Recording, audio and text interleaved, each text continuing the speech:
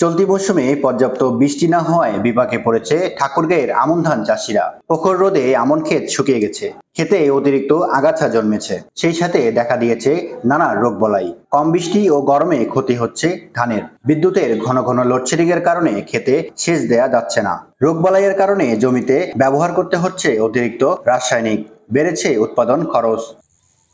কৃষকরা বলছেন এই সময়ে জমিতে 2 থেকে 2.5 ইঞ্চি পরিমাণ পানি না থাকলে ফলন কমে যেতে পারে। উৎপাদন খরচ বাড়ায় লাভ হবে কিনা তা নিয়েও শঙ্কা আছে। আমন উৎপাদন যাতে ব্যাহত না হয় সেজন্য নিরবচ্ছিন্ন সেচের দাবি জানিয়েছে তারা। সেলের পানি দিতে হয়, মানে খরচ বেশি আর কি। আগাছা ধরে যায়, ঘোরা পচা কম ধরে যায়। বৃষ্টি থাকলে মইতে এগুলা আরো কত সুন্দর হইতো। বৃষ্টির কারণে ক্ষেতগুলা সুন্দর হইতেছে, সার দিতে পারতেছি না। আমন চাষে কৃষকদের সার্বক্ষণিক পরামর্শ দেওয়া হচ্ছে বলে জানালেন জেলা কৃষি সম্প্রসারণ অধিদপ্তরের এই কর্মকর্তা।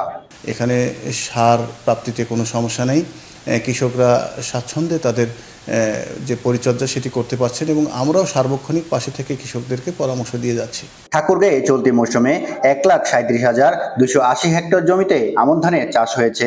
এবছর 4,80,000 মেট্রিক টন ধান উৎপাদন হবে বলে আশা করছে কৃষি বিভাগ। নাহিদ রেজা, বৈশাখী সংবাদ, ঠাকুরগাঁও।